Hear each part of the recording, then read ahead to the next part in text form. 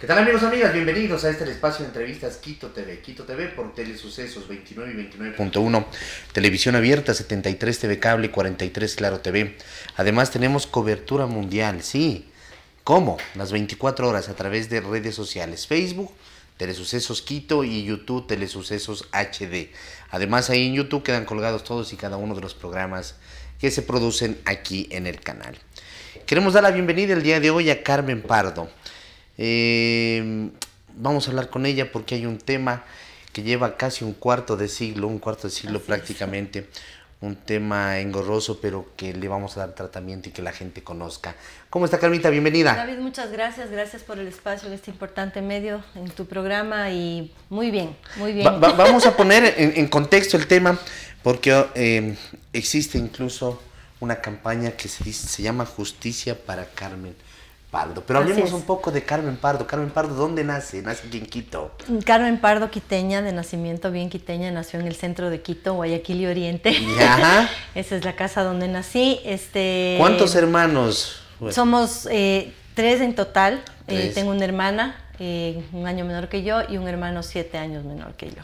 Tú eres la mayor. Yo soy la mayor de 3 hermanos. Así es. ¿Tus padres a qué se dedicaban? Mi papá, bueno, odontólogo de profesión. Mi mamá, ella es maestra en música, directora, productora, todo relacionado con el arte. Bueno, indudablemente Carmen Pardo entra a la escuela. ¿En qué escuela estuviste? Toda la vida estuve en el Colegio Americano. Me gradué en el Colegio Americano, después estudié en Administración Turística en el INSTUR. En esa época, estoy hablándote hace muchísimos años atrás. Y de ahí me dediqué pues a la profesión mía, que era la administración turística. Entré a trabajar inicialmente en Saeta, que era mi primer trabajo, y luego apliqué para un empleo en American Airlines, que es donde empieza esta historia. De donde da lugar a este caso que vamos a tratar el día de hoy. Así es. American Airlines. ¿En qué año entras a American Airlines? Entro a American Airlines en el año 1990. Cuando me mandan a llamar para un empleo un poco... Hace 28 años. Hace 20 y pico de años, claro. Ha pasado un montón 28, de tiempo. Ajá. En ese año ellos estaban reclutando personal en específico para un puesto en especial, que era un agente antinarcóticos, de antiterrorismo, que trabajaba para la compañía, entrenado previamente en los Estados Unidos. Entonces yo aplico este trabajo como agente de seguridad, no tenía mucha idea de lo que se trataba, pues, y entonces resulta que salgo favorecida porque era un proceso bien complejo de designación, ¿no es cierto?, en el que tenían... Fuiste a Estados Unidos, fui a Estados Unidos, me capacitaron, estuve allá en un entrenamiento bastante extenso, tenía capacitaciones permanentes. Además de eso, en esa época ya, imagínate, te estoy hablando de 1990, éramos sometidos a detectores de mentiras para ver si es que en realidad nuestro currículum era algo como lo que ellos estaban buscando. Era un puesto sumamente delicado. Un puesto delicado en un país en el que en ese entonces se estaba, digamos, recién empezando a encontrar cargamentos de droga que no eran muy comunes en esa época. Ahora lo vemos, creo que a diario, y cada noticiero hay una noticia de eso, pero en esa época... Y se ha vuelto hasta normal en determinado momento. Sí, eso es triste, ¿no? Es triste ver sí. que en realidad ya es una normalidad. En la época en la que yo entré como agente antinarcóticos, eso no era normal. Era algo que sucedía y que empezaba a suceder, y por eso es que la compañía como compañía ve la necesidad de tener dentro de su personal un staff capacitado en esta área y que trabajaba en conjunto con la policía de Interpol en esa época. ¿Todo iba bien hasta qué? Todo iba bien hasta que en un cargamento, o sea, teníamos nosotros incautaciones de todo estilo, ¿no? Incautábamos en maletas de doble fondo, incautábamos en la carga, incautábamos en pasajeros. Eso trabajando aquí en Quito, en el aeropuerto Mariscal Sucre. Exacto. En el antiguo aeropuerto Mariscal Sucre. Exacto. Entonces era como que empezó un poco a moverse el tema de las incautaciones dentro de nuestro proceso de trabajo. Y para nosotros, claro, o sea, era nuestro trabajo, entonces era algo normal que lo hacíamos, y lo hacíamos de acuerdo a procedimientos impuestos por la compañía, protocolos, etcétera, que también habían sido aprobados por las leyes ecuatorianas. Entonces lo ejercíamos de una manera que era de acuerdo a lo que nos habían capacitado inclusive. Hasta un día 13 de julio, o sea, hoy justo se cumplen 26 años, hoy es 13, ¿no es cierto? Sí. 26 años de aquel, no sé si sería viernes, pero fue un día 13 de julio del año 92, en el que yo me encontraba embarazada de 4 meses, estaba, digamos, en mi primer embarazo, y ese 13 de julio, hace 26 años atrás, en una carga que se iba a embarcar en el avión, yo, conjuntamente con la policía de Interpol... ¿Un vuelo era Quito? Quito, Miami. Miami, exacto. Ya. Conjuntamente con la policía de Interpol, llegando, digamos, sacando la carga, cumpliendo todos los procedimientos, embarco la carga en una carreta para llegar hasta el avión, y en el avión, de acuerdo al procedimiento, yo tenía que llamar al Interpol para hacer una Canine Inspection, que era una inspección canina, con los canines amaestrados antidrogas, y en ese entonces encontramos droga dentro de esa mercadería. Encontramos ustedes nosotros, en los protocolos exacto, que realizaron 67 kilos de cocaína. En ese entonces, imagínate, ¿no? Avaluados en un montón de millones de dólares. Antes de subir la carga al avión, se hace una revisión general. Se hacía una revisión general, no... se extendía, o sea, nuestro procedimiento era, llegue hasta allá, porque teníamos en la bodega ingresados todos los cartones, digamos, que esto lo hacía el personal de seguridad, tenía un protocolo que cumplir, se pesaba las cajas, se sunchaba, se ponían unos sellos de seguridad que eran súper débiles, en el sentido de que si medio tocabas algo o pretendías abrir, se rompían. Y para sacar tenías que cumplir el procedimiento también de chequear que los pesos estén iguales, que los sunchos y sellos estén iguales, y entonces sacabas la carga. Con ayuda del personal de aviación civil subías la carga a las carretas de ese entonces de ASA, que se llamaba el Servicio Aeroportuario, y custodiabas la carga hasta el avión en el Todo carro eso era un proceso básicamente de seguridad, de los sellos, etcétera, etcétera. Pero indudablemente ustedes no podían en ese momento saber detectar qué es lo que había. Exacto, porque a todo esto American Airlines tenía un manual de embarcador conocido que te decía que cuando un embarcador embarcaba más de 3 veces pasaba a ser conocido por la compañía y ya no se le abría sino de vez en cuando, o haciéndole un random search, que era como una búsqueda, digamos, aleatoria, ¿no es cierto? Y lo que hacíamos nosotros era cumplir con este procedimiento de llegar al avión con esta carga custodiada y ahí extender los bultos para que chequeara K9 del Interpol. ¿Tú eres la única agente antinarcóticos o era un equipo? Éramos un equipo gigante de antinarcóticos y cada uno cumplía un turno, pero nunca sabíamos qué era lo que teníamos que hacer. O sea, nosotros llegábamos a la madrugada, entrábamos 4 de la mañana a trabajar, y ahí recién nos sorteaban cuáles eran las posiciones que teníamos que cumplir. ¿A ti te tocó ese turno? Me tocó ese turno para mala suerte mía, y pues como te digo, ese día... ¿Detectan droga ya en el avión? No, en la carga, antes de subir, antes yo llamo al Interpol para que hagan el chequeo que era correspondiente al procedimiento, y el momento que el Interpol estaba chequeando, el perro obviamente se sentó, se abrieron los cartones y se encontró los primeros paquetes. No sabíamos exactamente cuánto era, pero teníamos que seguir cumpliendo protocolos, y el protocolo decía llame a su supervisor inmediato, y entonces el supervisor inmediato mío vino, bajó con la Interpol con la carga, desbarataron los del Interpol todo esto en el patio de la compañía, que teníamos un patio donde se hacía este tipo de cuestiones, y se encontraron 67 kilos de cocaína, valorados en ese entonces en más de $3 millones. Entonces era un embarque bastante grande, digamos, ¿no? No habíamos tenido un embarque similar antes, y pues yo ya estaba trabajando en esto como 2 años antes de este problema, ¿no? ¿Se detectaron en esos 2 años anteriores? ¿Sí hubieron bastantes incautaciones, pero no a este nivel. No de esa magnitud. No de esa magnitud, no de ese valor, y obviamente fue una cosa como complicada, ¿no? ¿Y en qué momento cambian las cosas para Carmen Pardo? ¿Qué sucedió? Carmen Pardo, en realidad, hasta el día de hoy yo no entiendo qué fue lo que pasó, y de hecho por eso hay una sentencia favorable en un juicio que acabo de ganar al Estado, porque yo encuentro la droga conjuntamente con la policía y me mandan a llamar a la Interpol para declarar sobre el encuentro de la droga, y entonces yo, como te estoy contando a ti, cuento lo que el protocolo realizado, los procedimientos, todo lo que se había realizado. Van también otros 2 de mis compañeros, que fue una persona de carga como tal, y otro agente de seguridad que fue el que ingresó la mercadería a la bodega previo a que yo la saque al día siguiente. Entonces, eso fue lo que sucedió.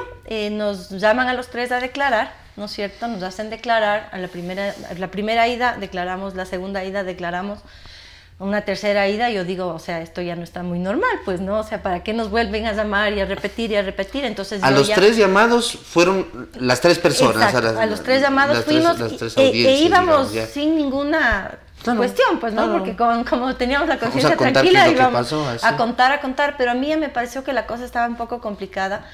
Y yo conversé con la gerencia de la compañía y le dije, o sea, deberían mandarnos con un abogado, porque a todo esto, todas las declaraciones que nosotros dimos fue sin abogado, o sea, lo cual incumplía en ese entonces la ley, porque ninguna persona tenía cómo declarar sin un abogado presente, pero sin embargo nos hacían declarar en Interpol ante el fiscal inclusive, que fue la última declaración, sin un abogado presente. Entonces, ahí empieza, digamos, el problema le digo yo, porque a la final ya declaramos ese día con el fiscal, sin abogado, como te menciono.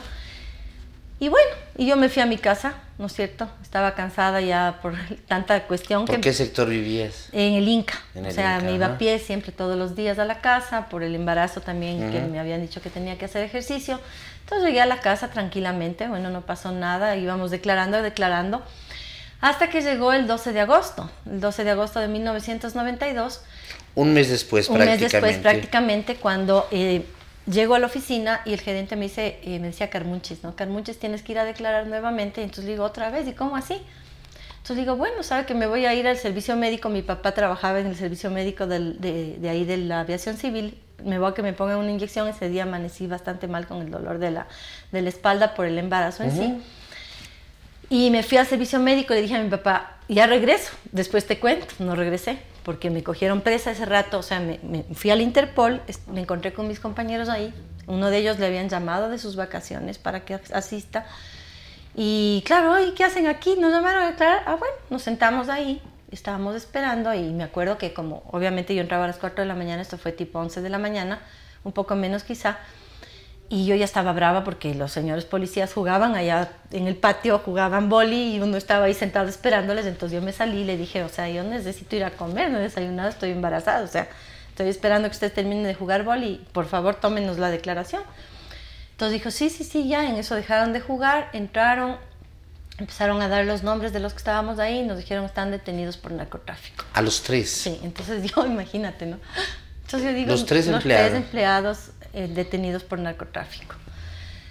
Entonces yo me acuerdo que yo me quedé así como que, y narcotráfico ¿de qué? Pues no, ese rato no entiendes muy bien, no había una boleta que nos hayan enseñado, yo pedía la boleta, nunca nos enseñaron la boleta. Y obviamente el susto fue así como que dije, bueno, y ahora y esto, y entonces claro, en mi vida como siempre digo yo y relato, jamás ni siquiera de visita había ido a una cárcel, entonces no sabía ni dónde quedaba la cárcel. A este entonces yo tenía 23 años, o sea, era una niña. 5 meses de embarazo para agosto. 5 meses de embarazo para agosto, 23 años de edad, totalmente ingenua, de un colegio americano donde mucho se veía, de un núcleo familiar que era completamente diferente al entorno carcelario donde me fueron a votar, pues no ahí. Entonces, claro, nos detuvieron en ese momento, no me dieron ni siquiera tiempo de hacer una llamada, o sea, me negaron desde ese derecho de la llamada.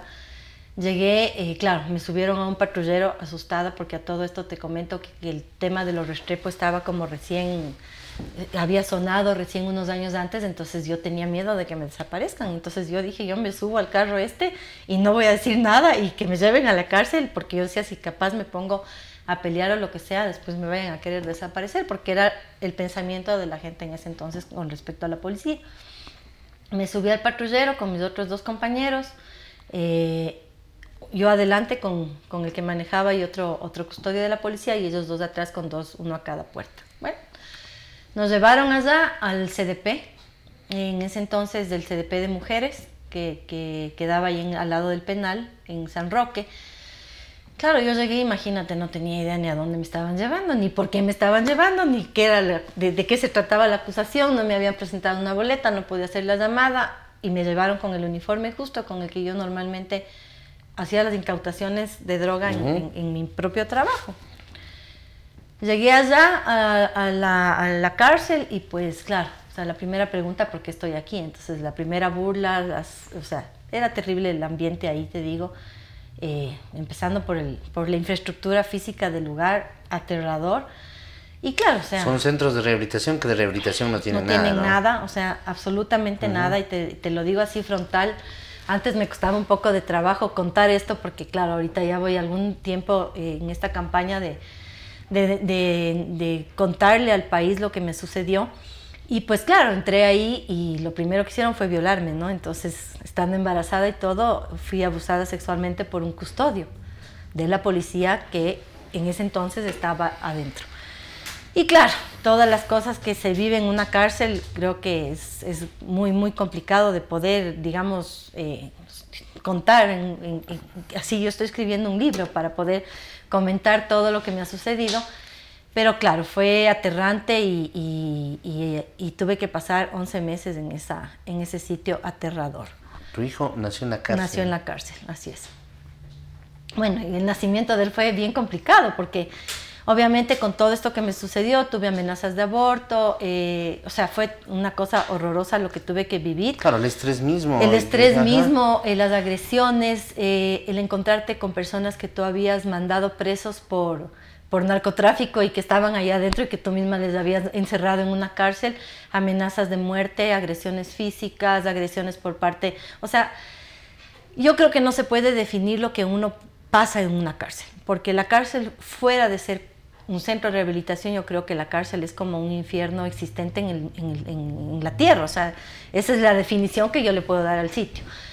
Y claro, ¿nace tu hijo? Nace mi hijo el 8 de enero de 1993. Claro, me llevan a que dé a luz, ¿no es cierto? Con toda una cantidad de circunstancias terribles que tuve que pasar. El niño no subía de peso, me dio toxoplasmosis por la comida de la cárcel, me querían hacer abortar, no lo hice. O sea, yo soy antiaborto y obviamente no lo iba a hacer bajo ninguna circunstancia. Por más de que me decían que venía con problemas, yo dije, o sea, Dios ha de querer que todo salga bien. Y doy a luz el 8 de enero de 1993 esposada a una camilla porque el policía custodio que me acompañó no entendía que yo no me podía fugar del ¿cómo se llama?, del quirófano. Entonces doy a luz así, esposada a la camilla. Obviamente no tuve derecho de maternidad en el sentido de la lactancia porque el sitio no era como para poder vivir con un bebé y mi mamá se lo tuvo que llevar hasta cuando salí en junio del 93 salí de la cárcel. ¿Sales porque ya hay un dictamen? Claro, una o sea, salgo sentencia? porque, claro, el informe de la policía, empieza por ahí el tema, no me involucra a mí en ninguna conclusión, simplemente aparece mi declaración, involucra a personas o personas de American Airlines como empresa jurídica, pero no a las personas fulano, mengano y prensejo. Hay otros involucrados con nombre y apellido en ese informe y obviamente cuando se hace ya la investigación se dan cuenta que no teníamos nosotros los empleados de American Airlines nada que ver en el tema, que habíamos cumplido a cabalidad con nuestra función y empiezan los sobreseimientos. Entonces tus otros dos compañeros exacto, igual salieron. Igual, recibo los sobreseimientos provisionales, desde el primer sobreseimiento me lo dieron, obviamente porque no tuve nada que ver. Y la ratificación inclusive pasa por el decir por parte de la Corte que toda vez que a mí no se me nombra siquiera en el informe policial, nadie entiende por qué estuve en la cárcel y que es un error que haya estado ahí.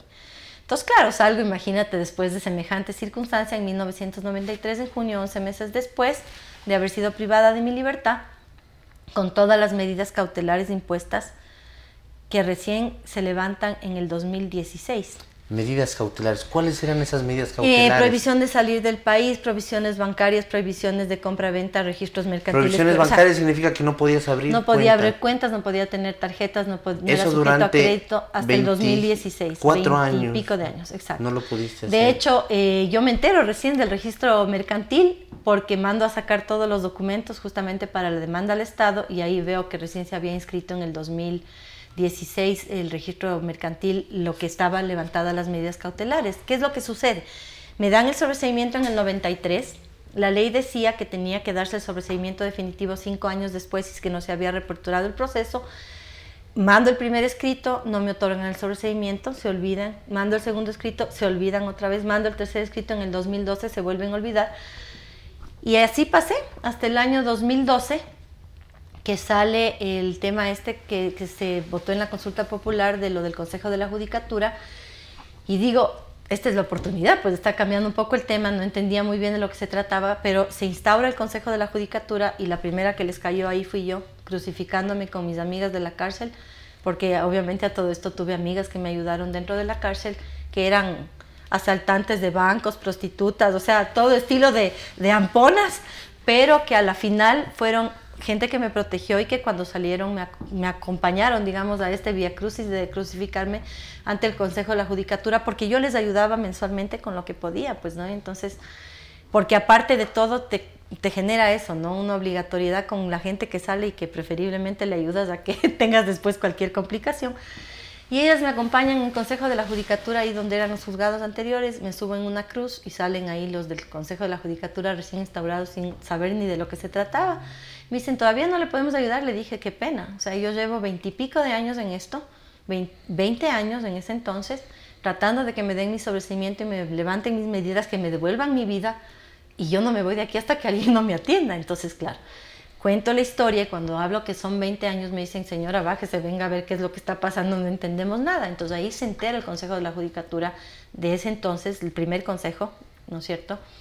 Se entera de lo que había sucedido y me acompañan a donde el juez Tipán, que en ese entonces era el juez que estaba recién un mes en el juzgado 10º de lo penal, no tenía idea de lo que estaba sucediendo. Claro, y le hacen una visita preventiva que se llamaba, que venía con este tema del Consejo de la Judicatura, y él se pone a revisar el caso y obviamente después de semejante cantidad de años dice, ¿por qué a esta señora no se le ha dado el sobreseimiento? Y me dan el sobreseimiento definitivo y las medidas cautelares se ordena levantar. No todavía, porque imagínate, eso fue en el 2012. Hasta que subió a la corte y todo, se demoró un año. En el 2013 ratifican el sobreseimiento definitivo porque obviamente desde el principio nunca se encontró nada en mi contra. Y se ordena el levantamiento de las medidas cautelares. Eso fue en el 2013, o sea, exactamente 20 años después, 21 años después, pues. O sea, del inicio del proceso, que fue el 12 de mi encarcelamiento, que fue el 12 de agosto del 92. Entonces yo, con el sobreseimiento, digo, bueno, el primer paso, ¿no? ¿Ahora qué voy a hacer? Voy a demandar al Estado, o sea, esto no se puede quedar de esa manera. Ingreso 2 demandas al Estado en el 2014. Una por daño moral, una por daños y perjuicios, pero resulta que hasta el día de hoy esas demandas están paralizadas, o sea, caminan a paso de pato. Imagínate que ni siquiera se ha cerrado el tema del periodo de prueba en esos procesos, a pesar de que me vivo mandando escritos, está ahí. Pero en eso, ¿qué es lo que sucede? Como Estado siempre hacía atenta a lo que pasaba jurídicamente en este país, entonces sale el Código de Procesos, el COJEP, y digo, ok, o sea, ¿qué voy a hacer? Mi abogado me dice, llamemos a unas audiencias de mediación al Estado en la Procuraduría General del Estado. Resulta que nunca el Estado quiso mediar, tuvimos 3 audiencias y nunca quisieron mediar conmigo. Entonces, a la final, digo, bueno, me voy a ir a los medios de comunicación. Como ya tenía, la gente me dice, pero ¿por qué no fuiste antes? A mí me daba miedo, porque todavía no tenía el sobreseimiento definitivo de tener algún tipo de represalia. Entonces, lo que hago es, digo, bueno, ok, me voy a la CID. Entonces, armo un viaje, ¿no es cierto? Ya levantando el tema de migración y todo, y me voy a la Comisión Interamericana de Derechos Humanos entre la segunda y la tercera audiencia de mediación con el Estado, que no hubo manera de hacer nada con el Estado, no quería mediar conmigo, no le interesaba mi caso. Y me voy a la Comisión Interamericana de Derechos Humanos y presento allá una denuncia, petición a la comisión. Regreso con eso y entonces ahí parece como que dicen, uy, esta señora está hablando en serio. Pero más allá de eso, empiezo a ir a los medios de comunicación. Entonces un programa de Coavisa, o sea, yo me voy con todos los papeles y todo, presento, y entonces sale este programa y se entera todo el país. Entonces me tocó, digamos, sacar a la luz la historia de todo esto que te estoy contando, que fue terrible para mí porque el impacto psicológico, social, fue gravísimo, ¿no? Muchas cosas que me sucedieron a mí, ni siquiera mi familia lo sabía, y me tocó, digamos, a través de la televisión denunciar cosas que me habían sucedido dentro de la cárcel y que no sabía nadie. Y enfrentarme a la sociedad en ese sentido, ¿no? Muchos de mis compañeros de colegio me decían, ¿por qué no nos contaste? La familia me decía, ¿pero por qué no contaste? Era de que hables antes, no sé qué. Pero bueno, entonces empieza este tema de una campaña mediática para decirle al Estado, aquí estoy, o sea, soy Carmen Pardo, ustedes me dejaron sin derechos durante 20 y pico de años y yo quiero que el Estado me indemnice y reconozca y me pida disculpas. Entonces empiezo este otro vía crucis contra el Estado y le demando al Estado por retardo injustificado en la aplicación de justicia y error judicial en el 2016. yo tengo una sentencia por parte del Tribunal Contencioso y Administrativo en abril de este año, en la que le sentencia al Estado a pagar una indemnización y a reconocer públicamente con una disculpa los 20 y pico de años que me mantuvieron a mí sin mis derechos y por haberme metido a la cárcel sin haber tenido nada que ver. Y bueno, imagínate, ¿no? Después de semejante cantidad de años obtengo esta sentencia. ¿Esta es una sentencia ya ejecutoriada? No todavía. Esta sentencia sale por parte del Tribunal Contencioso y Administrativo en una lucha terrible, yo digo una lucha cuerpo a cuerpo, pero de una manera insólita con la Procuraduría General del Estado, más que con el Consejo de la Judicatura, que no presenta ninguna prueba. Procuraduría no presenta pruebas a favor, Consejo de la Judicatura no presenta pruebas a favor, Tribunal sentencia a mi favor por error judicial y retardo injustificado en la aplicación de justicia, pero resulta que la Procuraduría General del Estado me ha hecho la vida imposible. O sea, no tienes idea la defensa, pero increíble que ha hecho la Procuraduría General del Estado sin tener pruebas, o sea, ha tratado de desvirtuar todo lo actuado, y presenta un recurso de casación a la Corte Nacional de Justicia hace un mes atrás, pidiendo la revocatoria, o sea, tratando de desconocer los derechos reconocidos. Entonces, hoy por hoy estoy iniciando una campaña para exigirle a la Corte Nacional de Justicia, justicia, porque no puede ser posible que después de semejante cantidad de años que se reconocen, porque las pruebas están, o sea, existe una boleta de encarcelación, existe un sobreseimiento 21 años después definitivo, existen medidas cautelares, inclusive existe un informe psicológico de una perito psicóloga calificada por el Consejo de la Judicatura que habla sobre mis circunstancias psicológicas, sociales, físicas y de tal, ¿no es cierto? Y por eso se reconocen mis derechos y ahora hay un Estado pretendiendo revocar la sentencia otorgada a mi favor porque simplemente el Estado no pierde. O sea, simplemente el Estado no le da la gana de reconocer que se equivocó con Carmen Pardo. Carmen, nos hemos quedado cortos de tiempo, pero creo que ha sido interesante escuchar. No te he dejado esta ni hablar, David. No, pero es que es el tema. Tú tenías que contar tu historia y que la gente conozca y que la gente se entere de todos estos recovecos. Yo me quedo con muchas inquietudes. O sea, ¿de dónde vino todo esto? ¿A quién se trató de ocultar en su momento? ¿Por qué año tras año nunca se levantaron las medidas cautelares? Es como que se seguía tapando a alguien. Bueno, de hecho, dentro de la sentencia, ¿no? Para quien la quiera leer, el proceso es del 1647 de 2016. Y no lo digo yo, lo dijeron los jueces contenciosos y administrativos, pues sí. Aquí dentro de este proceso penal hubo una omisión gravísima y fue de dejar en libertad a alguien que debió de haber estado dentro del proceso. No sé si es exactamente a él, exacto, a quien le quisieron proteger, no sé. Pero de hecho hay una persona ahí que inclusive nosotros cuando estuvimos dentro del proceso solicita, o sea, esta persona le allanan su domicilio en la investigación, esta persona le piden que vaya a declarar, le piden que vaya a declarar con la fuerza pública y a la final, miau, se olvidaron de la persona. Entonces no sé si es que es por ese lado, pero en realidad yo creo que hay cosas bien complicadas dentro de lo que está sucediendo inclusive ahora con el Estado. Para mí la defensa a priori que ha hecho ¿cómo se llama?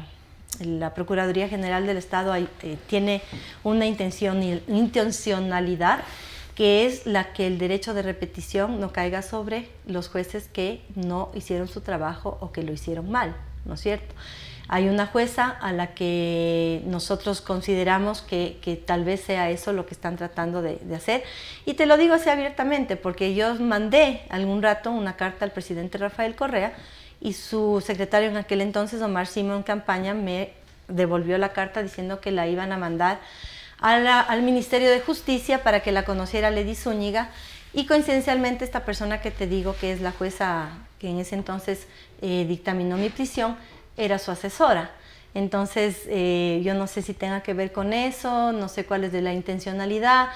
Estoy viendo que el Estado no quiere reconocer, a pesar de que existe una sentencia, la Procuraduría General del Estado, inclusive en el recurso de casación, hace una amenaza al juez que dictó la sentencia del Tribunal Contencioso y Administrativo, amenazándole ahí directamente, que yo la tengo colocada del documento mismo de la Procuraduría en mi página de Justicia para Carmen Pardo, para quien quiera leer está toda la información ahí, inclusive la carta que yo recibo por parte de Omar Simón, que el Eddy Zúñiga no hizo nada a mi favor con el ministerio. Y claro, hay un poco de cosas ahí bien complicadas que yo quisiera que sí me digan, o sea, a quién realmente están defendiendo, si es al Estado como tal, porque yo veo otros procesos, ¿no?, en los que al Estado no le han defendido y que el Estado ha perdido millones de dólares. La Procuraduría mismo llegó tarde a la audiencia de Jorge Glass y ahora quiere defenderle al Estado de Carmen Pardo, que es una ciudadana a la que 26 años sigue luchando por justicia en este país. Carmen, muchas gracias. Y usted lo dijo en la parte final, con lo que yo quería cerrar. La Procuraduría debería de dedicarse a otros temas, a recabar esos fondos, esos millones y millones de dólares que se llevaron del Estado. Así es. Y ante lo cual no se ha hecho nada. Exacto, o sea, es están terrible. Defendiendo Al con Estado, manos, con uñas, con exacto, todo, para que Carmen Pardo no se les reciba lo que... reintegre en algo. Nunca va a haber un valor que reintegre todo lo que tú perdiste. Ni siquiera hay un valor en sentencia, te comento. Es. Hay un valor que tiene que ser calculado por un peritaje. No, la sentencia no habla de un valor en realidad, en monto. Tiene que ser calculado por un peritaje, pero pues sí, o sea, el Estado no defiende, o sea, al Estado no se le defiende de lo que se le tiene que defender, y hoy se pretende revocar una sentencia de una ciudadana a la que le arruinaron la vida durante muchísimos años, casi 26 años que sigo yo luchando en esto, pero sin embargo hay mucha gente aquí que la Procuraduría General del Estado se ha hecho la ciega, ha llegado tarde porque el ascensor no funcionaba, pero sin embargo Carmen Pardo, como es una ciudadana común, no política, no partidista, que no pertenece a ningún partido político, que no ejerce un cargo público, entonces a esta sí le vamos a fregar y no le vamos a dar nada. Pero conmigo se equivoca el Estado, David. Y aquí gracias por tu espacio, y te voy a decir, o sea, si el Estado cree, y estoy hablando de Estado, porque mi proceso ha pasado por todos los gobiernos habidos y por haber desde el año 92, esto es un problema de Estado que el Estado como tal tiene que resolver. O sea, no es un problema de gobierno, es un problema de Estado que viene casi 6 años en este proceso, y que yo creo que a una ciudadana como yo, después de todo lo que ha tenido que pasar, se le tiene que reconocer sí o sí, porque existe ya una sentencia que tiene que ser ratificada por la Corte, si es que en este país existe de verdad la justicia. Justicia para Carmen Pardo, así es la página de Facebook, así es la campaña que se está realizando, la mejor de las suertes. Muchas gracias, David. Creo que esta campaña, y en parte esa es la función de nosotros como medios de comunicación, en que la gente se entere, cosas que han pasado. Tú lo has tenido medio oculto, y incluso tu familia te ha reclamado, ¿por qué no nos dijiste antes todo lo que ha pasado? A veces y así lo tiene mucha gente. A veces sí, somos personas de bien y pensamos que la justicia va a actuar. No, lamentablemente no. Y yo te digo, en mi página yo recibo a diario muchísimas denuncias de gente que está tratando de buscar apoyo para poder salir con sus casos increíbles, inclusive peores que los míos. Y que digo, wow, o sea, a toda esa gente que me está viendo y que tenga este tipo de cosas, no se calle, porque callarse lo único que hace es convertir en cómplice a la persona de un Estado indolente, de un Estado que no reconoce los derechos de la gente, de un Estado que nos tiene como un número más en un censo del INEC, y para quien los ciudadanos no servimos, al menos que seamos políticos corruptos o que a lo mejor por ahí tengamos un rabo de paja. Gracias, Carmita. Gracias también. De nada. Gracias. Amigos, Carmen Pardo, hemos hablado con ella, una persona a la que se le arruinó la vida. Y lo digo así porque indudablemente las investigaciones y las sentencias lo dicen así. No digo presumiblemente. Eso es cierto, se le arruinó la vida. Un mal momento, un mal turno, a quien se trató de ocultar. Ella cumplió todos los protocolos, todos los procedimientos como agente antinarcóticos de American Airlines. Hace 26 años, un 13 de julio. Mala hora, a quien se trató de ocultar, como dijimos, y ella fue encarcelada en estado de gestación. Tuvo que dar a luz, esposada al quirófano, y ahora ha empezado una lucha, que ya existe una sentencia en la que el Estado tiene que reponerle en algo, no sé si podamos llamarlo así, toda esa tortura, todo este martirio que ella sufrió, pero que la Procuraduría sigue peleando para que no pase eso.